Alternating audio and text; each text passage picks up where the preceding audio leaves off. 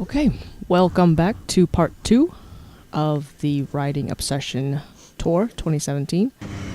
This is this video is going to include days 3, 4, and 5. I'm going to do a little recap of days 1 and 2.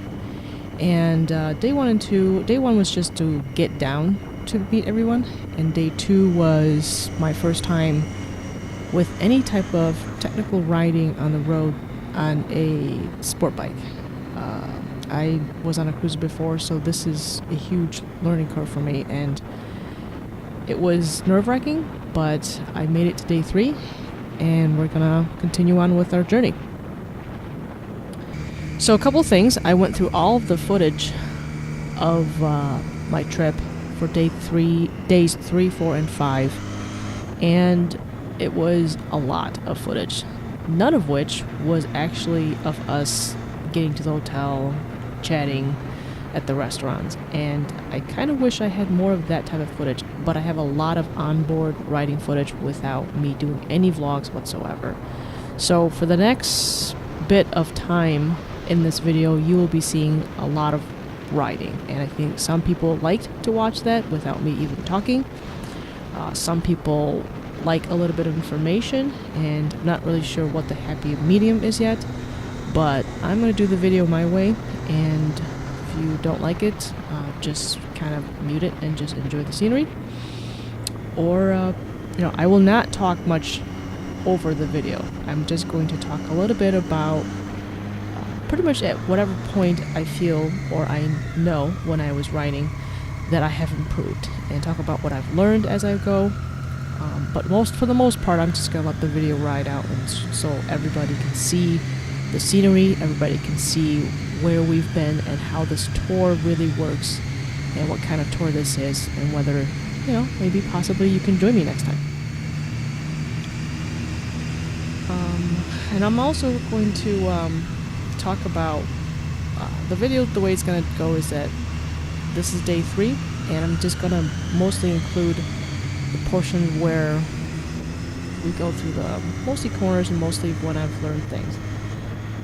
So day 3, I am super nervous and exhausted by day 3, and the reason why is because, number one, it's the first time I've gone on a trip on my own.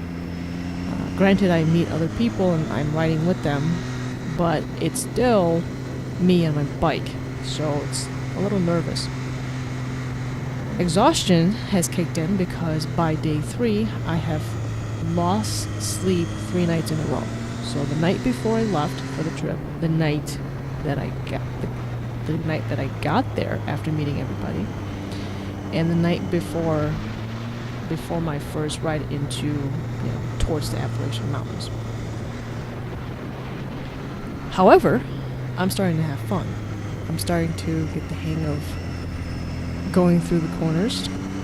I'm still not perfect. I'm still not even close to being at a skill level that I feel is anywhere good. But I remind myself to keep my own pace the whole time. My skill level, I still feel that is still at 1. I'm getting used to reading the curves. I'm still not assuming anything.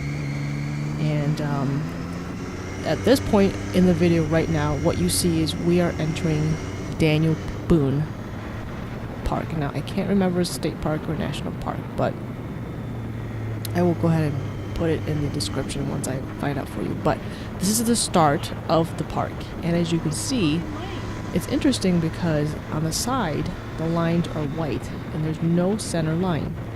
And I'm just gonna keep quiet so you guys can see the rest of this video. Or should I say the rest of this park.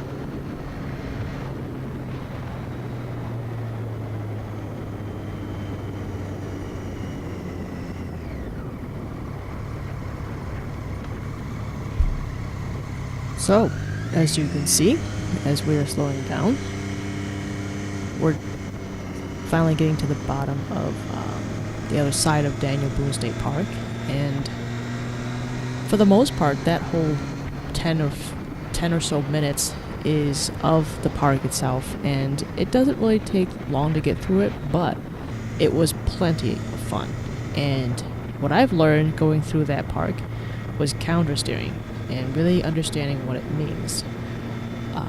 It's hard to really understand countersteering when you have a bike such as a cruiser that isn't really made to go through bends like that in such a spirited way. But once I got into this park, and once I was going through it, and once I was getting more comfortable reading the lines, what I finally realized is that, I think you can also notice if you remember anything from part 1, and I realize it's a long time ago, is that my bike is definitely leaned over more on day 3 than day 2. And eventually through the park, and as you can, if you remember, the park was gorgeous. I would love to visit that park again. And I started realizing that I was seeing through the corners as if they were straight line. So my eyes, or my brain I should say, was processing corner to corner to corner as if they were all connected in a straight line. And that was due to the fact that my body, or my muscle reaction, was actually countersteering the bike, so it felt like I was going in a straight line. And it was a pretty awesome experience to learn that about myself and about the motorcycle and what it was capable of doing. And clearly I have not even pushed this bike to close to its limits at all. So this is just winding down, getting out of Daniel Boone, and we're heading out to probably go get gas at this point, and probably some lunch. So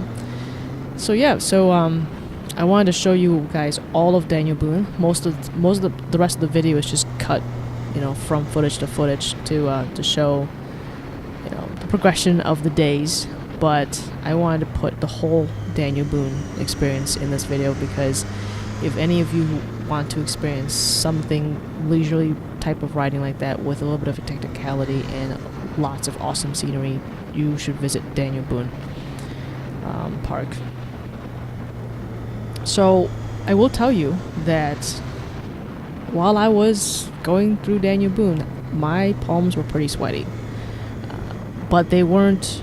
I halfway through, probably 2 or 3 minutes into the ride in the park, my palms got a little bit less sweaty as I went, because now I was more focusing on maneuvering my bike and learning the type of riding that was pretty much required through there.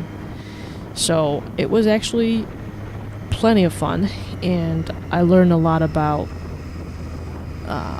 countersteering, and that was an extra bit of knowledge that was added to my bank, I guess. So that doesn't change the fact that I'm still exhausted, and anytime I don't get sleep for even one night, it's pretty hard for me to focus. And I think riding through all of this, I've built up so much adrenaline that I'm able to focus based on adrenaline. As you can see, I'm going around these bends a little bit more, I say a little bit less conservative than I did on day 2.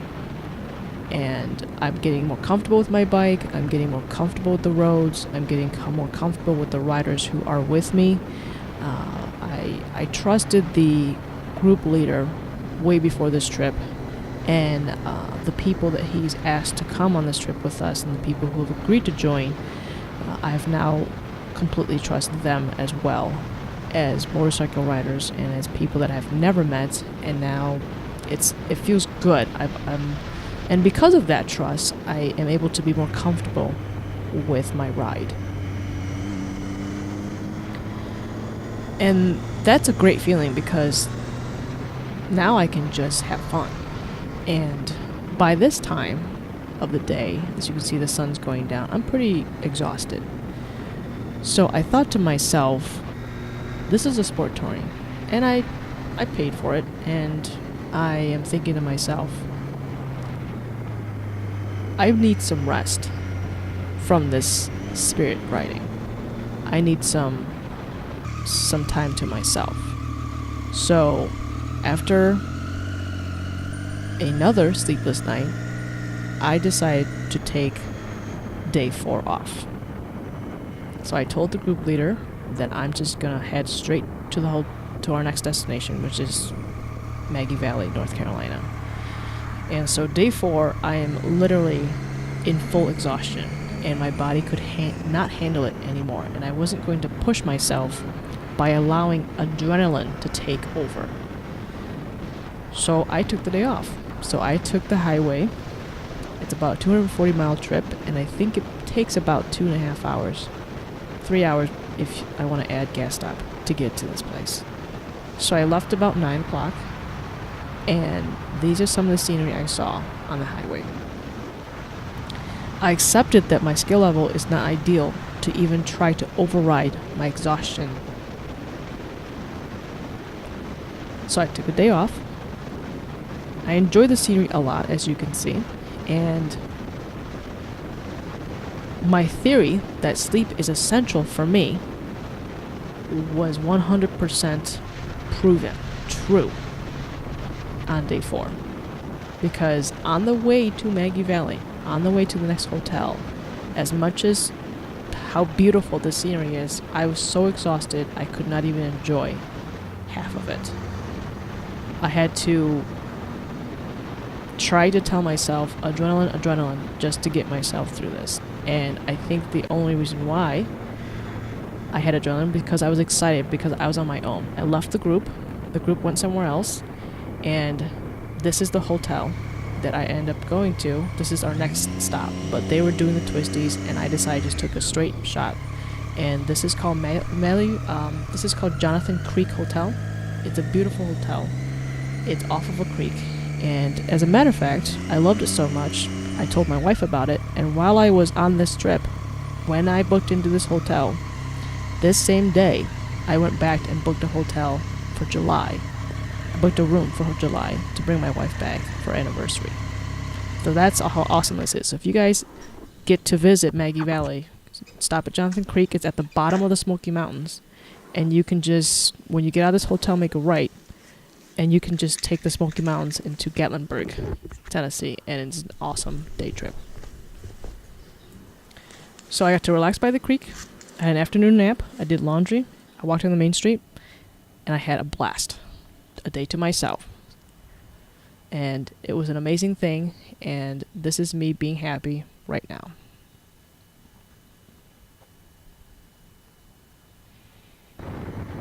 So, after a great afternoon, and a great night's sleep, we start day 5 by entering Blue Ridge Mountain.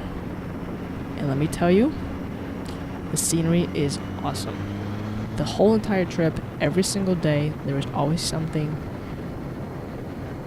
really great to look at. There wasn't a corner that wasn't pretty. There wasn't a time when we took a stop and there was nothing to look at. It was just beautiful all around. So day 5, I got rejuvenated. I took a step back from day 2 and 3.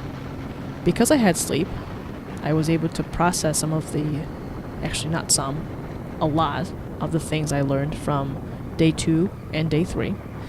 And day 3 I learned that I could certainly build upon my skill level, and I was doing that. The combinations of day 2, 3, and 4 was about technical riding and learning how to and when to relax. And I learned that my love for 2 wheels is all-encompassing. And what I mean by that is I can ride spirited, I can ride technical, But as you can see from day 4, I can totally just sit on the bike, go the speed limit, and just cruise.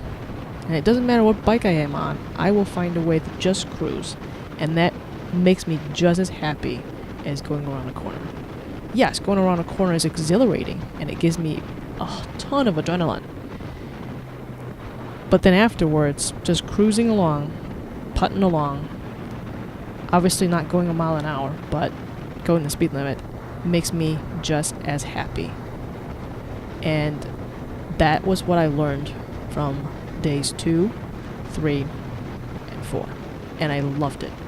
I loved motorcycling even more, especially entering Blue Ridge Parkway and going through these views.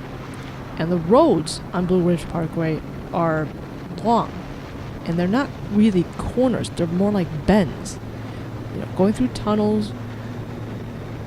You know, the speed limit, I believe, is at some points on the Blue Ridge is about 50-55, which is awesome to go through the mountains at that speed, because the scenery is just breathtaking, and the days were really nice. You can see every single day we've had, it's either sunny or partly cloudy, and it was just gorgeous going through the mountains.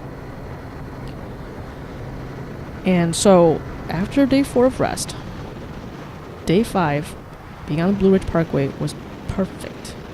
Absolutely perfect. I had plenty of rest. I was able to process everything I've learned up until this point. I was able to enjoy the scenery, because now I'm able to ride my bike a little bit better than before. And going around these bends was just glorious, glorious times. And what I learned while I was in the Parkway, the Blue Ridge Parkway, was that even though it's considered an easy ride by a lot of technical riders, and I'm not a skillful rider at all, but just after riding through day 3, I realized that this is much more relaxing ride on Blue Ridge than I did on day 3 at Daniel Boone. But then what I learned was, I mean, look at this view. Look at this view. Oh my gosh. But what I learned was that we can still get technical, because I realized that even though those bends are relaxing, I can still get technical, and you can get technical in any scenario. You can make the ride as hard as you want, as difficult as you want, or you can make it as relaxing and as less stressful as you want, or stress-free as you want. It's brilliant. Motorcycling is just brilliant. So then, because it was a bit of a relaxing ride through the ridge, I started working on different techniques.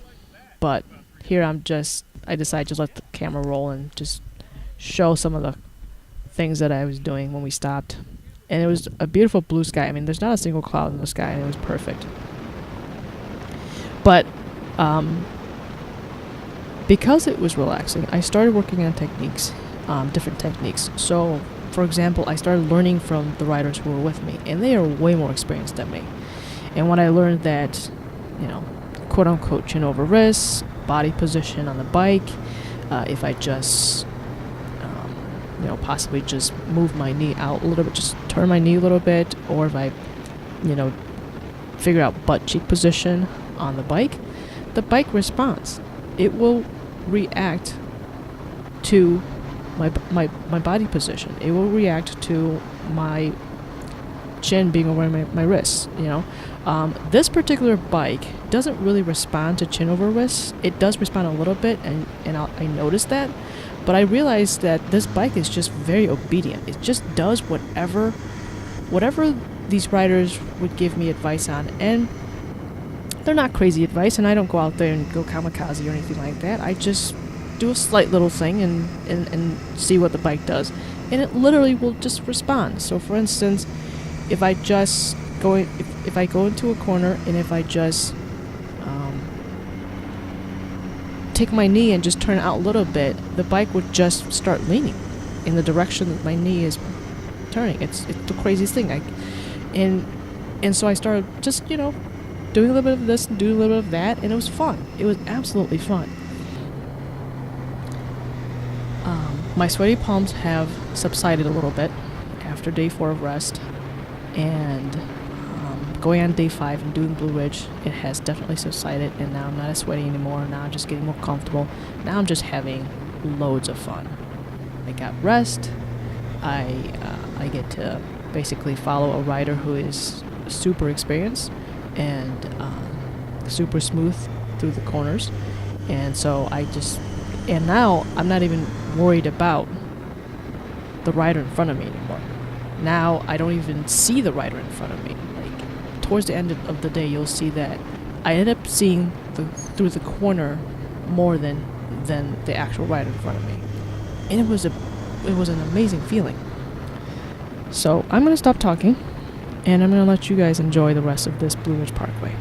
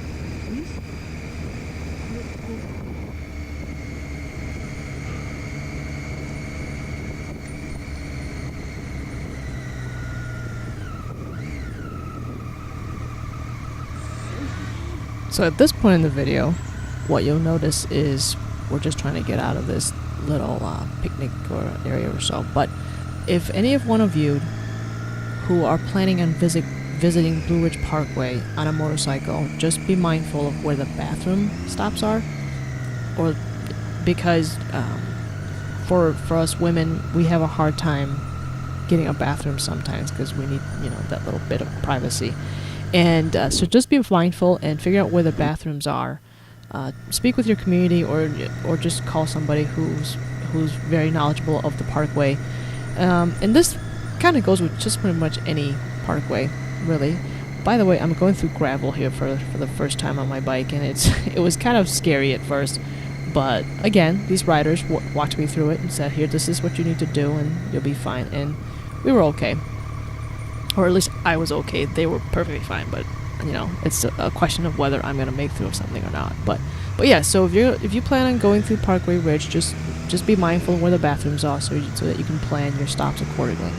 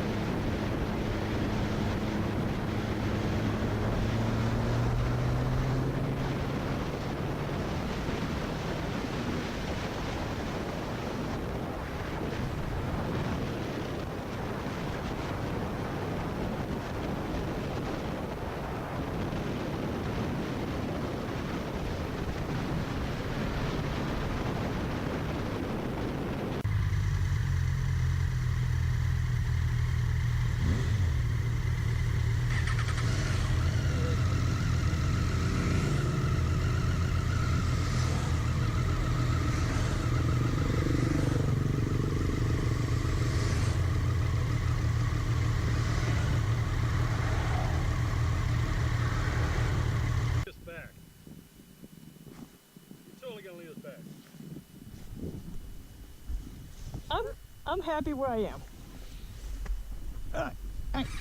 we're really just having fun here at one of the stops, so it's kind of fun to do a little bit of talking. There's plenty of overlooks on the Blue Ridge, so we try to stop as many as we can, but we had a pretty long day. I think it's let's see, day 5 is about a 320 day, so it's the longest day that we had on the trip. But it never hurts to kind of stop, and that's one of the riders who loves to go off-roading. It's kind of fun watching him ride. But yeah, let's continue the video.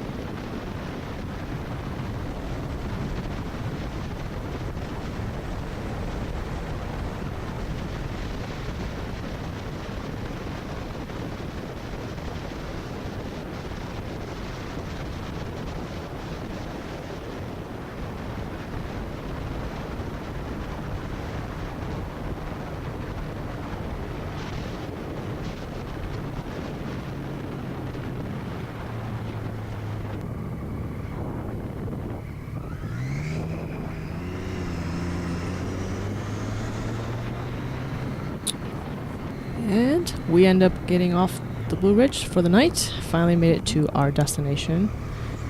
at the bottom of the Blue Ridge, and this is gonna be home for the night. Tuggle's Gap Motel. By the way, the motel was it was okay. I mean, I've been into terrible motels through my college years. This was interesting to say the least. However, the food was really good, and I can't even describe as to how that's possible. But just a kind of a note, if you ever want to decide to stay here, it's not the best place in the world to stay, but it's got good food. So I kept the camera running because I think I just didn't have enough footage off at that point, but so I just kind of kept it running, or I might have forgotten, I don't know. But the fact that I found this footage, made me really happy. And yeah, so just everybody's tired and everybody's having fun. And one thing to note on Blue Ridge is that when you're having a lot of fun, and sometimes there's critters, and I don't know how often they actually get in your way in the middle of the road, but just a heads up on that. If you're having a bit of spirited riding, that could potentially happen. And so I think I don't remember if I've seen any signs on there, but that's what we were told. So here's me doing what I do best, pushing my bike around, because I'm too short to move it while sitting on there, and it's quite okay. I actually don't mind pushing my bike around. So this is kind of a glimpse so you guys see how I manage this motorcycle around the parking lot. I've gotten the hang of it. It's actually much easier to move the bike when I'm off of it and pushing it rather than sitting on it. And you'll see that I've changed my mind. So yeah, recap of days 3, 4, and 5. Been exhausting, nervous, anxious, crazy happy, lots of adrenaline, and relaxing at the same time, which is hard to say for certain situations sometimes, especially on a motorcycle tour. But for the most part, it was really relaxing on day 4, and I absolutely loved it. And today was even more relaxing, even though we were riding. And here's Dave, being a gentleman as usual, helping me with my bike. But yeah, I wanted to thank you guys for watching this part 2 of the Riding Obsession tour. And it's been lots of fun. It's been very educational for me, for sure. I'm learning a lot about my skill level, which is very low. It was a 0 before day 4. It was more like a 1 now that I've finished day 5. All different types of riding, technical, fun. And I wanted to show you our ride leader. Look what he's doing. This is fun. He's looking at his wife. Yeah, I got this. And then watch what happens when he starts walking. Oh, we're still in gear. So I just wanted to include that in there, that it's just fun watching everybody and the jokes that we make and the banter that we have and the conversation during dinner. All that is good and fun. So I will see you guys in the next video. Thanks so much for watching. Part 3 should be coming. I'm hoping that it'll be a lot quicker than part 2. And I apologize, but I appreciate you guys hanging on and supporting. Thanks for watching.